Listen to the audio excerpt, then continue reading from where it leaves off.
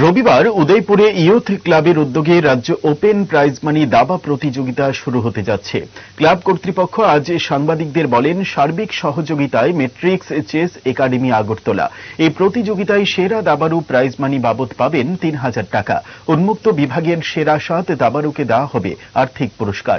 এছাড়াও অনূর্ধ্ব ৬, ৮, ১০, ১২ এবং ১৪ বিভাগের প্রথম ৫ স্থানাধিকারী দাবারুকে পুরস্কৃত করা হবে বলে জানান তারা। খেলার চেয়ারম্যান দিলীপ সরকার, ক্লাব কর্তৃপক্ষের পক্ষে বিপ্লব কুমার দেব এবং ক্লাব সম্পাদক বিশ্বজিৎ বণিকও ছিলেন।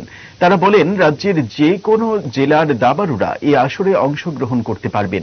এন্ট্রি ফি ২০০ টাকা। এই খেলাকে সফল করে তোলার জন্য সবার সহযোগিতা চেয়েছে ক্লাব কর্তৃপক্ষ।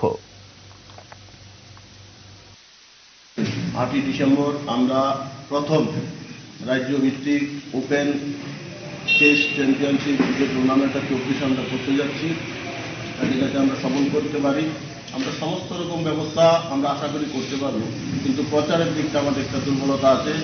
সারা রাজ্যের খেলোয়াড়রা যাতে অংশগ্রহণ করতে পারে এই দিকটা এবং মানুষের কাছে নিয়ে যাওয়ার জন্য আপনার সহযোগিতা আমরা কামনা করছি। রাজ্য ওপেন প্রাইজ মানি দাবা প্রতিযোগিতা ২৪ আমরা করব ৮ই ডিসেম্বর আমাদের ক্লাবে। সহযোগিতা হিসাবে থাকবেন মেট্রিক চেস একাডেমি আগরতলা। আমরা আশা করছি ৫০ থেকে ৭০ জন, তারও বেশি একটা সারা পড়েছে। ইতিমধ্যে আমরা লক্ষ্য করেছি উদয়পুর থেকে ৩০ জনের মতো প্রতিযোগী অংশগ্রহণ করবে, সারা পড়েছে।